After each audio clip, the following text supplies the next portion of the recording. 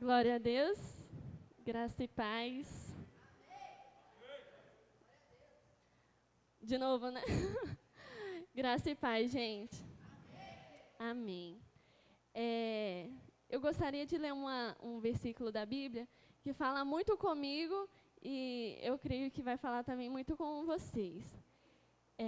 Abram a Bíblia de vocês lá em 1 João, capítulo 3, versículo 1.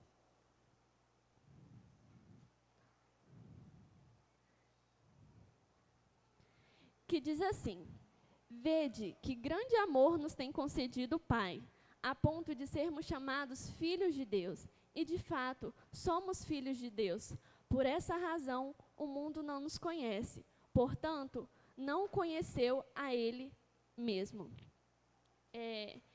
Esse versículo da Bíblia fala muito comigo, porque nós, como seres humanos, a gente tem um mau hábito de achar que as coisas têm que, por a gente estar com Jesus, estar em Deus, a gente acha que a gente não passa por dificuldades, a gente acha que vai ser tudo maravilhoso, mas não é assim.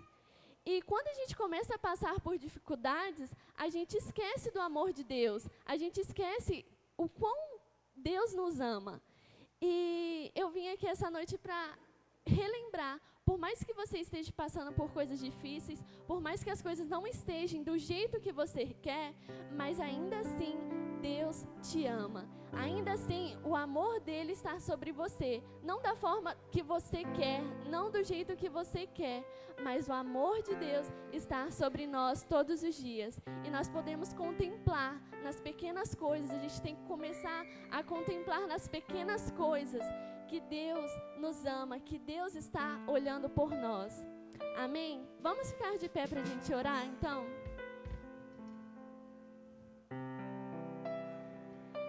Glória a Deus. Senhor, meu Deus, meu Pai, graças te damos, Jesus, por mais um dia. Graças te damos, Jesus, por mais um culto de adoração ao Teu nome, Deus. Senhor, nós te convidamos, Senhor, neste lugar. Nós te convidamos, Senhor, sobre este culto, Senhor. Que o Senhor venha receber cada adoração aqui, ó Deus. Que o Senhor venha receber, ó Pai, como aroma suave as Tuas narinas, cada adoração. Ó Pai, que as pessoas que aqui entrarem, ó Deus, venham sentir o Teu amor, ó Deus. Venham ser contemplados, ó Deus, com o Teu amor, ó Deus. Ó Pai, que este culto, Senhor, venha ser algo sobrenatural, ó Deus. Que o louvor venha falar, que a dança venha falar, ó Deus. Que a palavra venha falar, ó Deus. Que todos que entrarem aqui, ó Pai, não saiam da mesma forma, Deus, mas que venham sair transformados e mudados pelo Teu santo nome, Jesus. Nós te rendemos graça, Senhor, nós te rendemos glória, Senhor, em nome de Jesus. Amém. Em nome de Jesus. Aplauda o nome do Senhor Jesus nesta noite. Sem mais demora, chamar o preletor aqui dessa noite. Pastor Jacó vai ministrar para nós. E eu vi ali a imagem que ele colocou, o significado da cruz. Com certeza será uma mensagem poderosa. Que a cruz de Cristo jamais se aparte da sua vida nem da minha. Amém? E que Deus abra as compostas da palavra essa noite, para que essa boa semente toque o nosso coração e promova mudanças e arrependimento em nome de Jesus. Assim seja. Amém. Graça e paz, noiva de Cristo Jesus. Nossa, está fraco. Graça e paz, igreja do avivamento. Amém?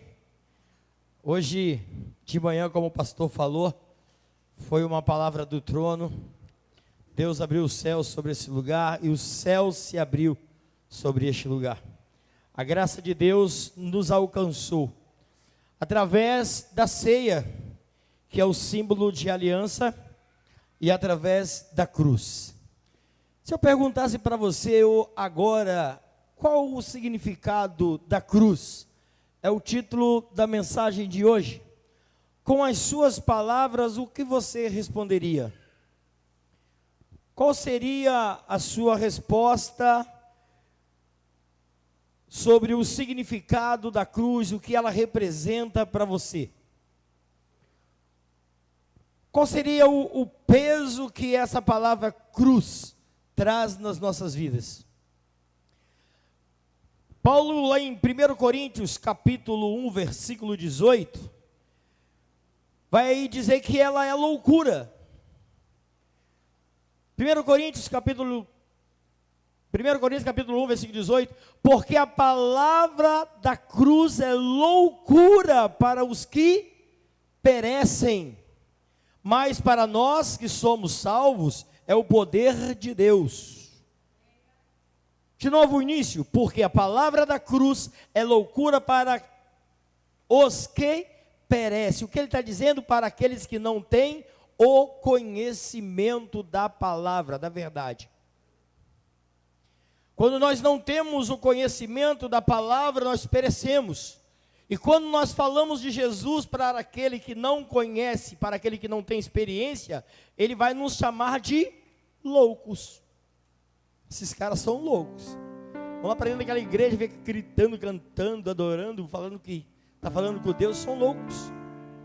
A palavra também de Deus diz que o povo perece por falta de sabedoria, conhecimento. A cruz, ela representa para mim e para você, Cristo.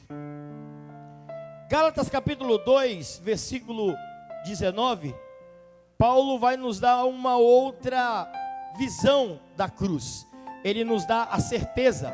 Gálatas capítulo 2, versículo 18, ele vai nos dar uma grande certeza. 18 não, 19. Porque eu pela lei, porque eu pela lei estou morto para a lei, para viver para, versículo 20, já estou crucificado com Cristo, e vivo não mais eu, mas Cristo vive em mim, e a vida que agora vivo na carne, vivo pela fé do Filho de Deus, o qual me amou e se entregou a si mesmo por mim. Paulo lá em 1 Coríntios, ele está falando assim, olha, é loucura para aqueles que não conhecem, mas para nós que conhecemos, que somos salvos, porque a partir do princípio que se nós conhecemos a palavra e praticamos, nós já estamos assegurados na salvação, porque conhecemos os princípios e praticamos os princípios. Mas esses são os textos que eu queria trazer para uma reflexão. Mas o texto áureo que eu gostaria de ler, para que eu pudesse explanar aqui o significado da cruz para mim e para você, aquilo que Deus está ministrando no meu coração há quase um mês, está lá em Marcos capítulo 14, versículo 32 em diante. Vai nos trazer a verdadeira cruz. O que é a verdadeira cruz? O que é o verdadeiro significado? Que diz assim: e foram a um lugar chamado Getsêmani, e disse aos seus discípulos: assentai-vos aqui, enquanto eu oro. 33. E tomou consigo a Pedro e a Tiago e a João, e começou a ter pavor. Olha a palavra, gente, pavor. E a angustiar-se. Verso 34, e disse-lhes: a minha alma está profundamente triste, até a morte, ficai aqui e vigiai. Na minha versão ela diz: a minha alma está verdadeiramente angustiada, mortalmente, morte. Quando nós lemos esse texto, nós entramos um pouco em parafuso, porque esse texto está falando de Jesus. Sim, aquele que saiu das suas mansões celestiais, aquele que se diminuiu e veio em forma de pessoa, carne, osso humano. A palavra diz que quando ele ainda era menino, ele já impactava aos mestres da lei com a sua sabedoria. Jesus, ele já veio de berço com a sabedoria, porque por fora ele era um homem de carne e osso, mas por dentro ele era um Deus. É muito bonito falar de Jesus a partir dos seus 30 anos, quando os seus discípulos o acordam na polpa do barco e diz: Jesus, acorda, estamos indo a pique, a embarcação está afundando. E ele levanta e diz: aquieta-te, vento, e acalma-te, mar. É um Jesus poderoso. É lindo ver o cego gritando: Jesus, filho de Davi, tenha misericórdia de mim. E Jesus vem: o que queres que eu te faça? Eu quero enxergar. E ele põe as mãos nos olhos e é curado. É lindo falar de Jesus quando o leproso se lança aos pés de Jesus e fala: se quiseres me purificar, me purifica-me. Jesus diz: eu quero, seja purificado. É lindo ver Jesus à beira do poço com a mulher samaritana e dizer: ah, mulher, se tu bebesse desta água, jamais teria sede. São passagens de Jesus, esse mesmo que em Marcos está angustiado, cheio de pavor. Esse momento que Jesus foi para o Getsemane, foi logo após a sua ceia com os seus discípulos. E quando ele entra no Getsemane, ele leva os seus discípulos. Ele leva os 11, menos um, menos Judas. E no Getsemane ele começa a orar. E ele pede para Pedro, Tiago, João: olha, fique aqui. Na primeira passagem ele fala assim, ó: só vigie. E ele vai orar. Mas na sua oração, o seu lado divino já começa a mostrar tudo aquilo que ele iria sofrer, tudo aquilo que ele iria passar. E ele volta e encontra os discípulos dormindo. E ele fala: Simão, Pedro, dormindo? Vocês não conseguem orar comigo pelo menos 1 hora? Vigiai e orai. E entrou novamente para dentro do Getsemane. Getsemane quer dizer lugar de prensa. E ele, que era a oliveira verdadeira, estava ali sendo prensado. Prensado por saber aquilo que ele iria passar. Em um momento da sua oração, Jesus diz: Pai, tu podes tudo,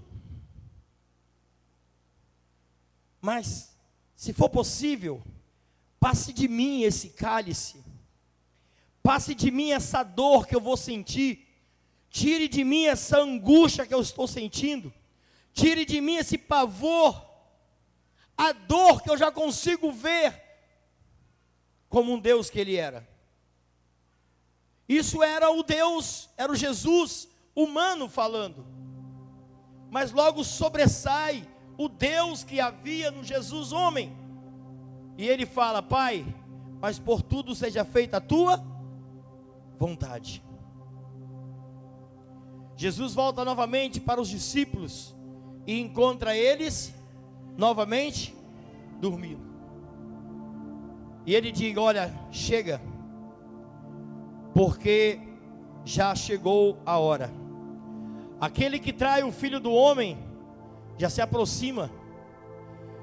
E enquanto ele ainda falava, se ouvia as pisadas dos guardas pretorianos de Roma, sendo liderado por Anás, um dos mestres da lei, acompanhado por um rosto conhecido no meio da multidão.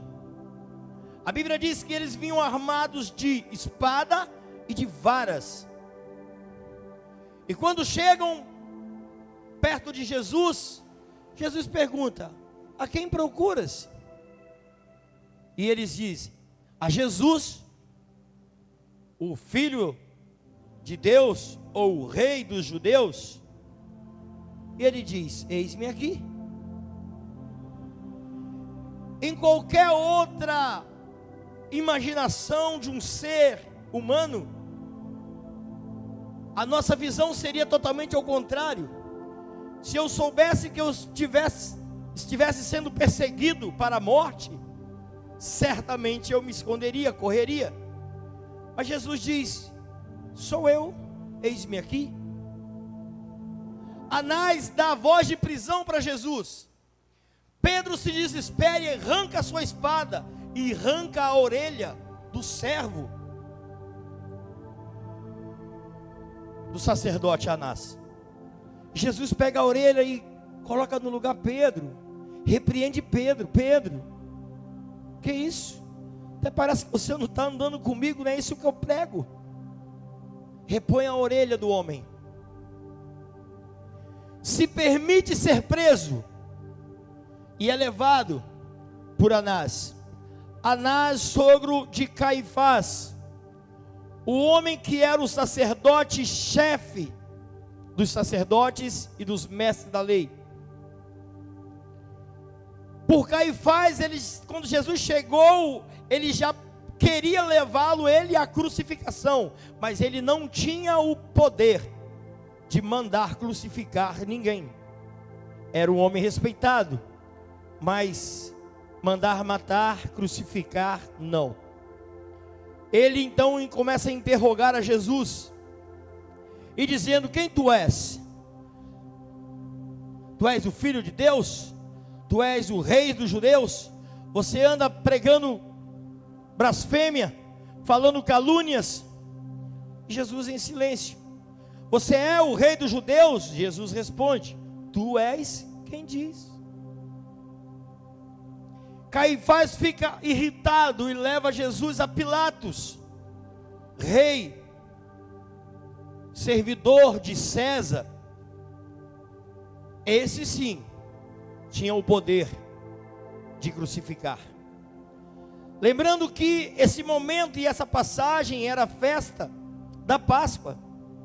A cidade estava lotada, porque quando havia a festa da Páscoa, era o tempo que as pessoas levavam as suas ofertas das colheitas e apresentavam ao sacerdote no templo. Era a festa da cidade. Pilatos pergunta a Caifás: por que trazem esse homem? O que ele fez? E Caifás diz: ele está blasfemando contra Deus. Ele diz que é filho de Deus.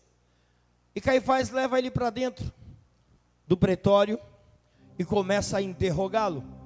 E diz: é verdade sobre tudo o que fala de ti? E Jesus nada responde. Caifás continua com as perguntas, com o interrogatório, e Jesus nada responde. Jesus volta com Pilatos volta com Jesus para Caifás e diz: olha, eu não vejo algo que possa levar esse homem à cruz, a ser crucificado. Pilatos viu que havia uma intriga, uma inveja dos sacerdotes contra Jesus. Não era algo concreto que Jesus tinha cometido, algum delito, cometido algum crime. E Caifás insiste, e comprados, algumas pessoas começam a incentivar a crucificação de Jesus. E gritam: crucifica-o, crucifica-o. Pilatos pega Jesus e leva novamente para dentro do pretório. E mais uma vez faz uma sessão de interrogação. E Jesus nada responde. Pilatos tinha um ego muito grande, o ego dele era muito alto, porque ele era o rei e era considerado um dos grandes. Ele, para tentar amenizar a situação e agradar ao povo, ele resolve açoitar Jesus.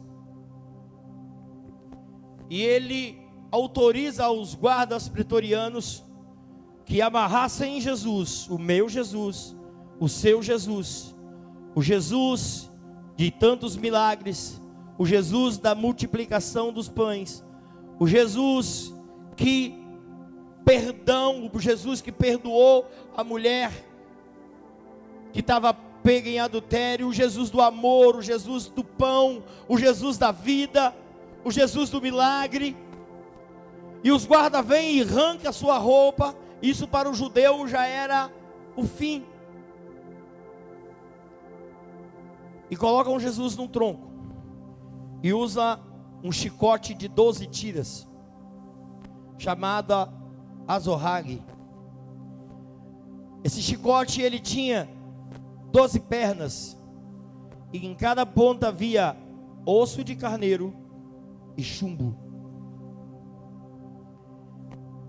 A Bíblia diz que deram 40 chibatadas. Imagine 12 tiras de chicote batendo nas suas costas, com osso e com chumbo. Mais de 460 cortes abertos no corpo de Jesus. Para tentar amenizar e agradar o povo, Pilatos permite essa crueldade com Jesus, mesmo ele falando que não achava nele nenhum motivo, nenhum pecado, nenhum crime. E pegam Jesus, colocam um pano em cima dele e lança ele numa cadeia, numa masmorra fria, úmida. Jesus estava vindo de uma noite de oração, apavorado, como ele próprio, como Marcos próprio registra no seu livro, cheio de pavor, de angústia. A Bíblia diz que lá em Lucas capítulo 22, versículo 44, que Jesus suou como gotas de sangue. Eu estudei um pouco à luz da ciência, da medicina, e a pessoa suar sangue é raro, mas é possível.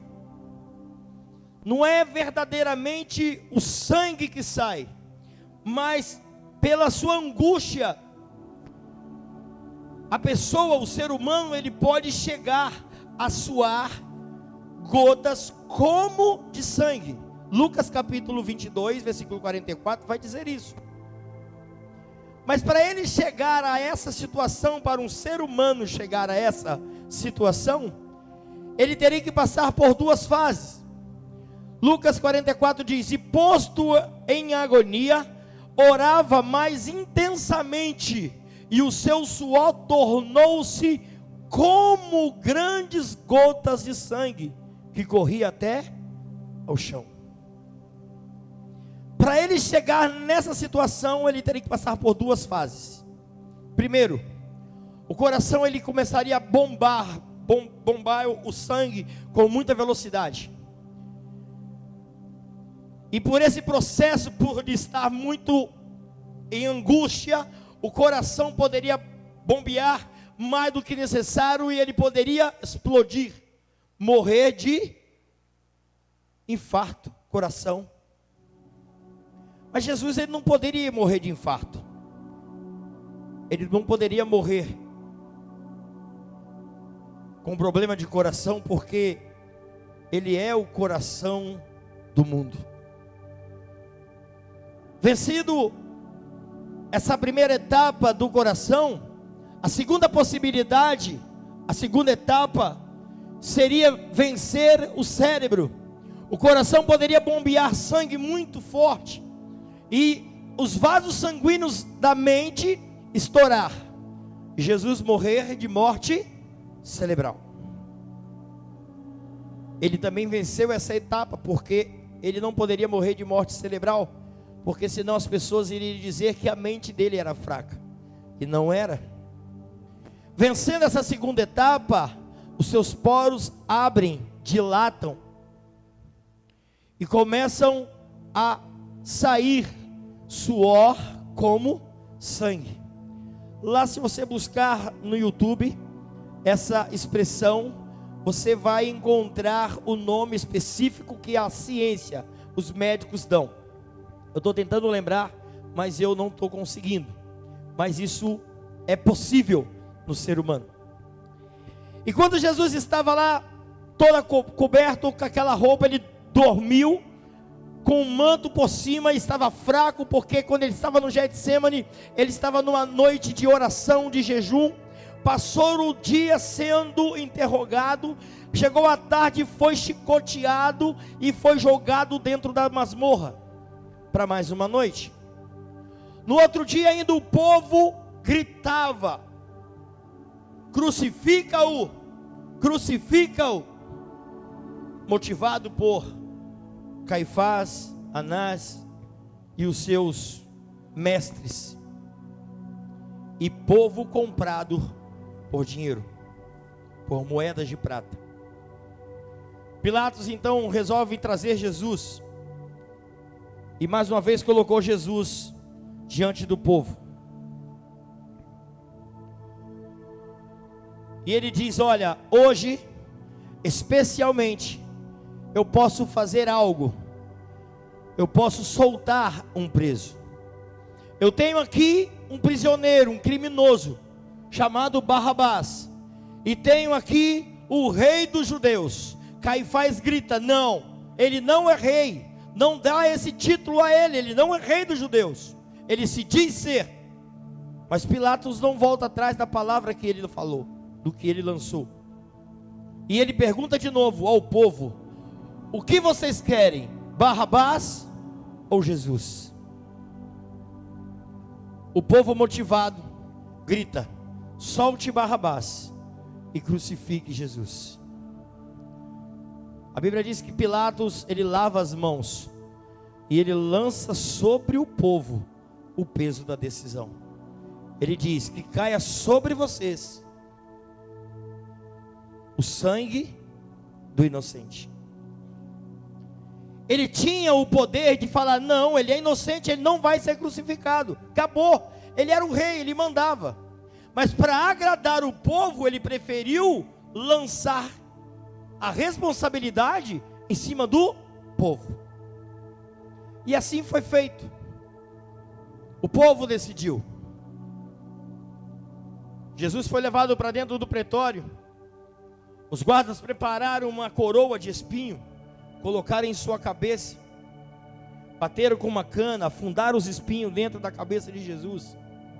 A Bíblia diz lá em Marcos, se você decorrer depois do capítulo 32, você vai ver que os guardas se prostravam diante dele, debochando. Fala, rei dos judeus.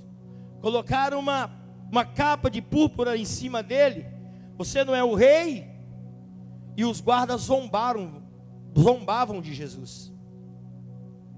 Arrancaram a capa de púrpura e colocaram nele uma haste. Não exatamente a cruz, mas uma haste, com seus braços abertos e amarrados. E colocaram ele no meio da cidade. Lembra que eu falei que a cidade estava em festa? Era tempo de festa. E Jesus subiu a via da crucificação, sangrando, fraco, sendo humilhado por mim e por você. A Bíblia não conta, não relata, mas é possível que Jesus possa ter caído com aquela haste no meio do caminho, porque a Bíblia relata que os guardas procuravam em meio à multidão alguém que pudesse ajudar a Jesus levar aquela haste, levar aquela cruz. E eles acharam um homem, Simão Cirineu. E a Bíblia diz que ele foi forçado, ele não se prontificou em ajudar, ele foi forçado pelos guardas a ajudar a Jesus levar a cruz. Simão Cirineu, Cirineu não era o seu sobrenome, era porque ele era de uma cidade chamada Cirene, da Antioquia. Foi o homem que ajudou a Jesus levar. Ele era um estrangeiro. E quando você pega a Bíblia para ler, a Bíblia nos ensina a tratar bem o estrangeiro. Deixa eu falar algo para você. Quando você tiver em algum momento difícil da sua vida, e que você olhar para o seu lado e não ver alguém conhecido para que possa te ajudar, pode ter certeza que Deus vai enviar um estrangeiro para te ajudar. Quando eu digo um estrangeiro, uma pessoa que você não conhece, uma pessoa que não é do meio da sua parentela, uma pessoa que você nunca viu, mas Deus, Ele sempre usa pessoas para abençoar pessoas. Jesus então foi levado até o Gólgota, lugar chamado de caveira, e lá deitaram Jesus na cruz. Aí pregaram a sua primeira mão, a mão esquerda, a Bíblia não diz qual, então eu estou deduzindo que seja a mão esquerda. Quando foram pregar a sua mão direita, problema, ele não deu na cruz. A cruz ela era produzida dias antes da crucificação, e na cruz elas eram feitos pré-furos. Então, para que os pregos tivessem um direcionamento, a hora que eles batessem, eles primeiro faziam um pré-furo. E quando esticaram o braço de Jesus, ele não alcançou o pré-furo. E a Bíblia diz que esticaram o nosso Jesus, a ponto de deslocar os seus ombros. Não quebrar, porque Jesus não aceita sacrifício com defeito. E pregaram Jesus. Quando eu estava estudando essa ministração, eu chorei muito e eu choro muito, porque nós estamos falando de um ser humano, um Deus por dentro, mas um ser humano. E quando a Bíblia diz que começaram a pregar o seu primeiro pé, eu comecei a imaginar o prego atravessando o meu pé. E a Bíblia diz que depois eles lançam o pé direito sobre o pé esquerdo e atravessa outro prego em cima dos dois pés. Levantam a cruz bate dentro do buraco do Gólgota, e ali estava Jesus,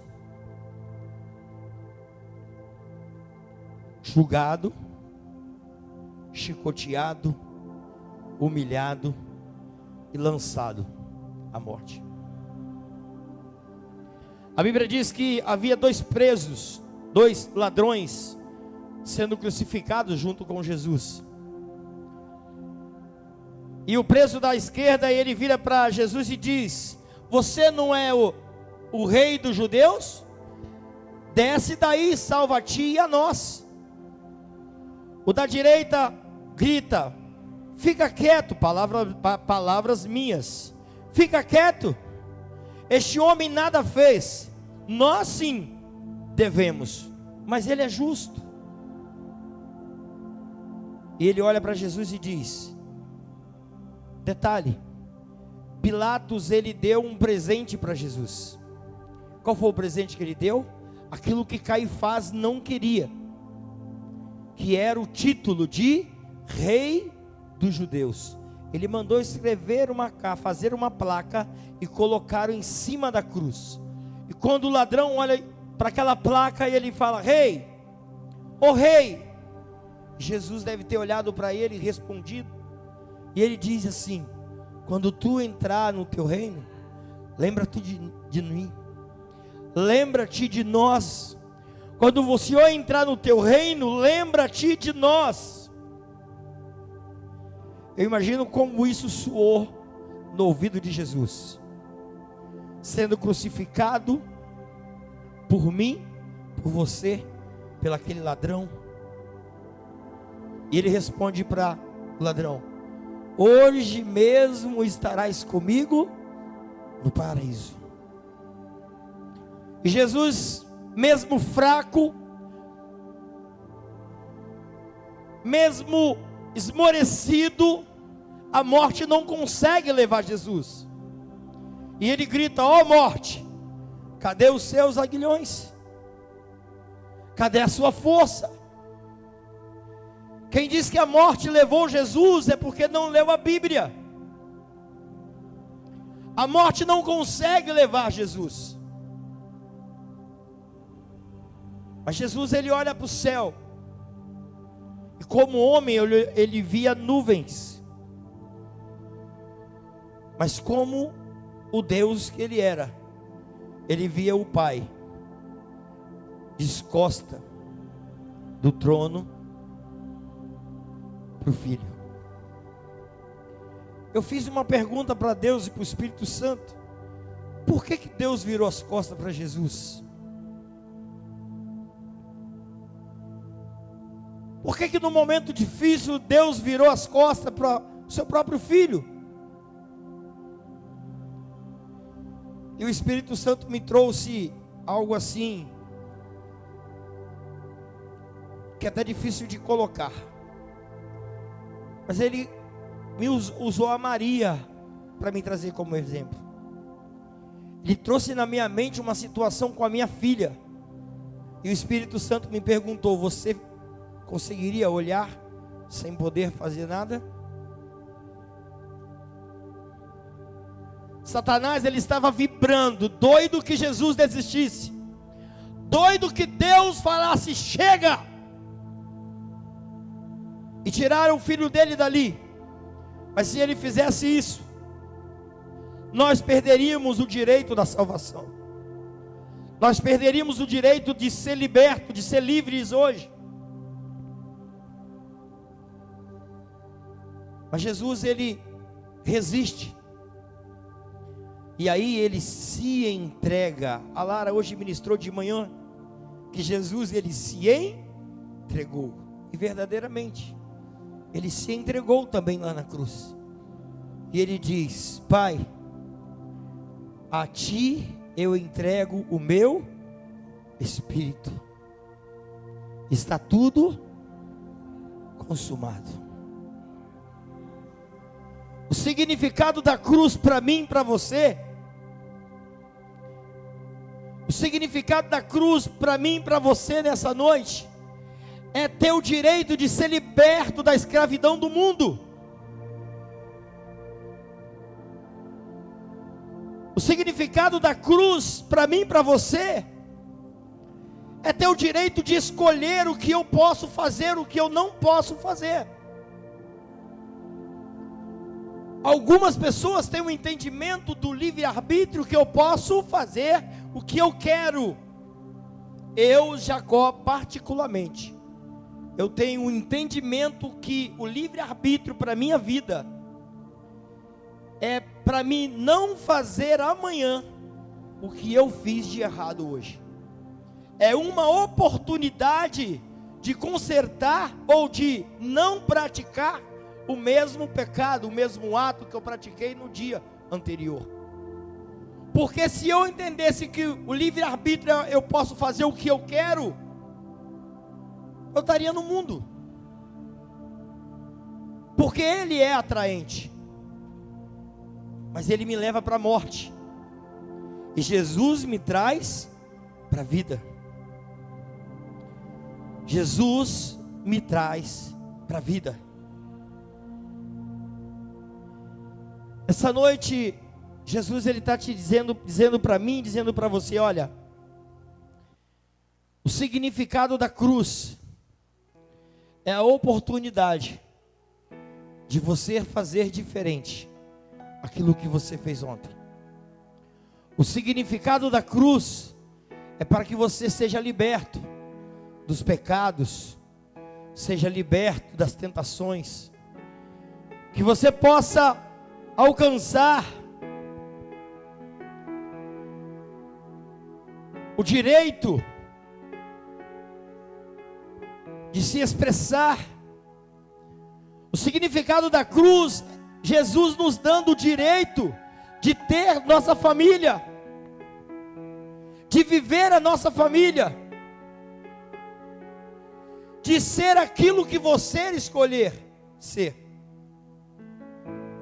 E eu posso te dizer: escolha ser liberto, escolha ser liberto. Esse é o primeiro. O segundo significado da cruz é o perdão. Ele nos deu o direito de sermos perdoados através do seu sangue derramado da cruz. Terceiro significado que o Espírito Santo ministrou no meu coração é o direito de ser restituído daquilo que te foi roubado. E o quarto é o direito da salvação, o direito da morada. Porque quando Jesus morreu, ele não foi para as mansões celestiais. Não. A Bíblia diz que Jesus ficou 3 dias, o corpo ficou 3 dias no túmulo. Mas quando Jesus, ele se entregou e falou, consumado está, ele desceu e foi ao inferno, foi atrás da morte, foi atrás do diabo. Foi atrás, você já leu na Bíblia, atrás do cativeiro, do cativo. Porque aqueles que morriam, eles iam para o braço de Abraão.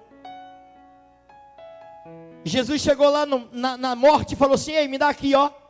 Tomou a chave da morte. Você não tem mais poder sobre a morte. Morre quem eu autorizar. Vive quem eu autorizar. O diabo botou a mão na cabeça e falou, é agora que ele vai me pisar. Ele falou, não, eu vou deixar isso para frente, porque eu vou ter um monte de servo que vai pisar na sua cabeça, serpente. E a Bíblia diz que nós pisaremos na cabeça da serpente, do diabo. Eu imagino Jesus abrindo a porta dos cativeiros e chamando, vem para fora, Davi. E Davi responde, quem és tu, Senhor? Sou eu, Davi, o bom pastor que dá a vida pelas ovelhas. Vem para fora, João. João fala, quem és tu, Senhor?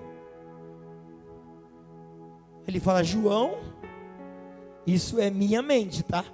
João, não está lembrando de mim, João? Desculpa, Senhor, porque a última vez que eu te vi, o Senhor era um cordeiro, e hoje o Senhor é o leão da tribo de Judá, é o Senhor dos senhores, o Rei dos reis. Esse é o nosso Senhor, esse é o nosso Jesus. Abriu a porta, vem para cá, Jeremias. Quem és tu, Senhor? Você ainda continua sendo o vaso e eu o oleiro. Vem para cá. Jesus hoje está abrindo porta de cativeiros aqui, está chamando você pelo nome. Eu não conheço a sua vida ou o seu cativeiro, mas Ele está dizendo que Ele já morreu por mim e por você.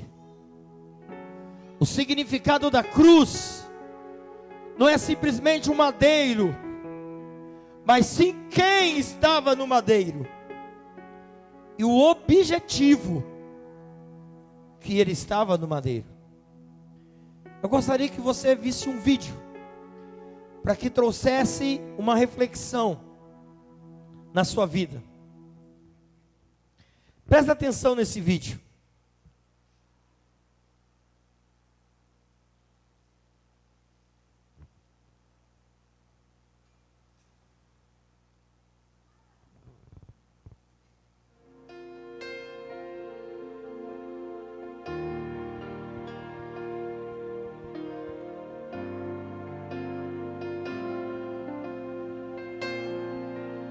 Foi lá na cruz, foi lá na cruz,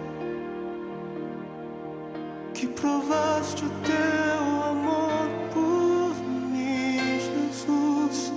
Foi lá na cruz, foi lá na cruz, que provaste o teu amor.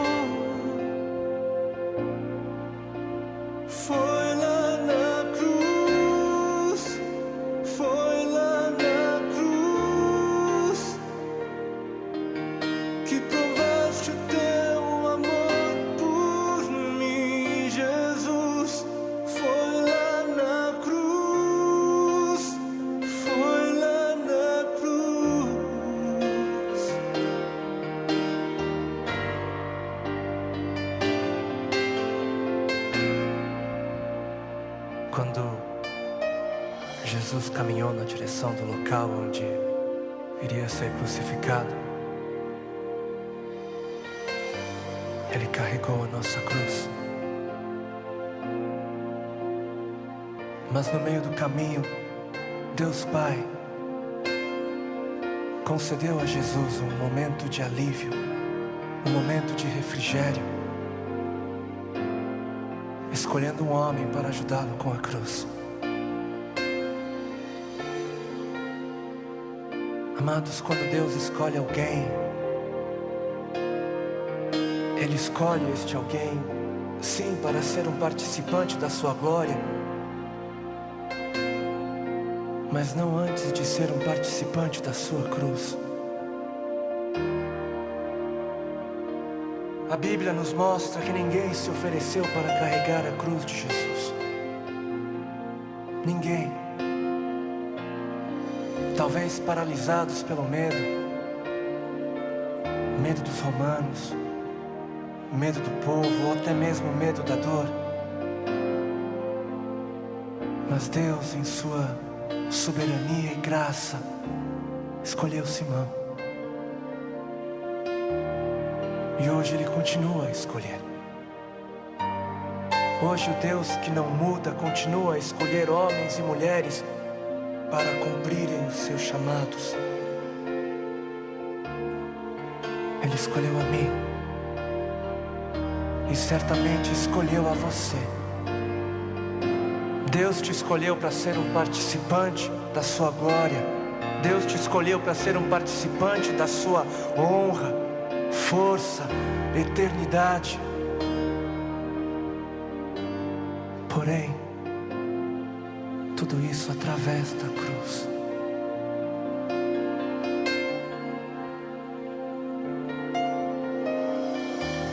Eu te convido a voltar no tempo. Volte para o dia da crucificação do Senhor. Veja-o e escute.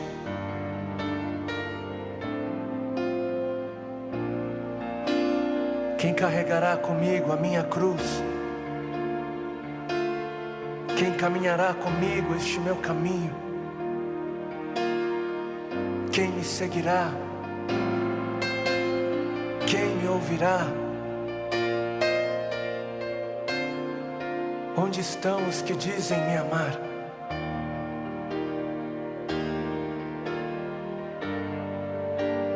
Eis-me aqui, eis-me aqui, eis-me aqui.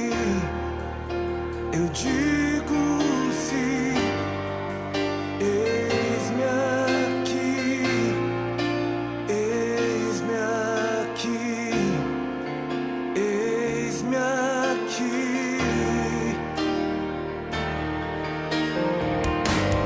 Quero carregar a sua cruz, quero aliviar a sua dor, quero carregar a sua cruz, quero aliviar a sua dor, quero carregar a sua cruz, quero aliviar a sua dor,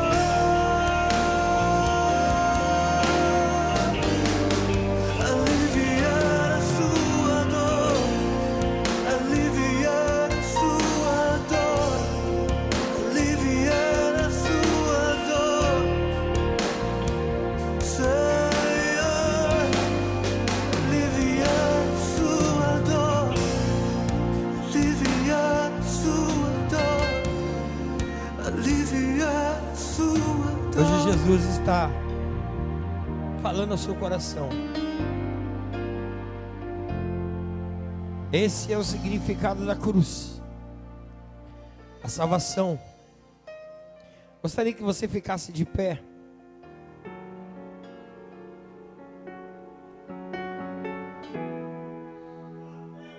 Seja uma pessoa liberta. Se sinta uma pessoa perdoada. Se sinta uma pessoa restituída de tudo aquilo que o inimigo possa ter roubado da sua vida. E receba da parte de Deus a sua salvação. Eu gostaria de saber se entre nós há alguém que está afastado da presença de Deus, ou que ainda não tinha ouvido a palavra, ou escutado e sentido o significado, o verdadeiro significado da cruz, e que deseja aceitar a Jesus nessa noite. Eu gostaria que você levantasse a sua mão aí no seu lugar mesmo. Você que quer dar continuidade a essa vida da crucificação, porque ela ainda continua. Jesus, ele fez o ápice. Ele se entregou por mim e por você. Mas ainda é necessário, pelo direito, pela escolha, ainda é necessário que nós venhamos a continuar a carregar a nossa cruz.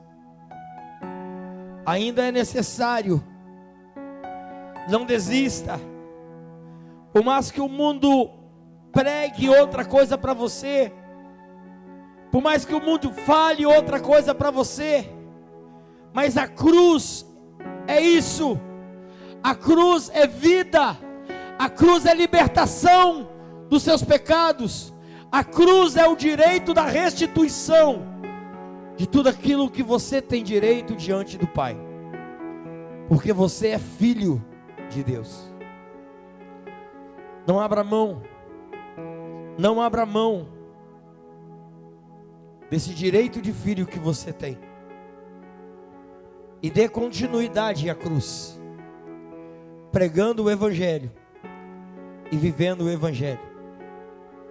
O significado da cruz não é apenas o madeiro. O madeiro fez parte, mas o ápice é Jesus, é o sangue, é a vida que Ele deu por mim e por você. Guarde esse significado no seu coração, e toda vez que você olhar e se ver em meio a dificuldades, lembra que Ele já fez, e Ele já passou por tudo aquilo que você deveria passar. Mas quando Ele estava lá na cruz, que não era dele, era do Barrabás, era minha, era sua, Ele levou até o fim. Ele foi forte, Ele foi fiel ao seu propósito. Que nessa noite o Senhor venha a colocar em nossos corações o verdadeiro propósito da cruz, e que nós venhamos a viver a verdadeira essência da cruz. Feche os seus olhos.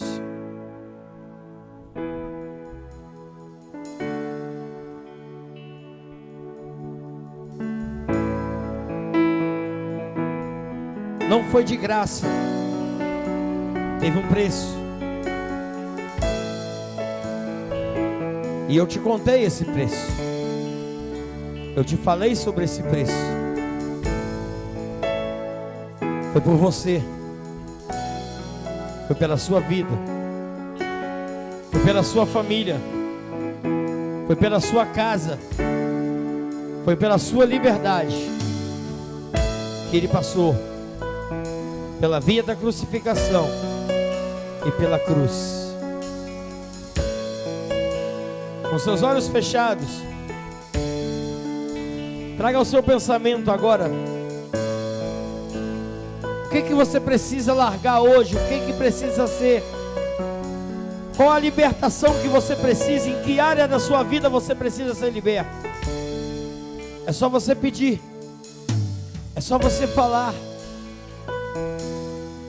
O que você, em que área que você quer que Deus restitui na sua vida?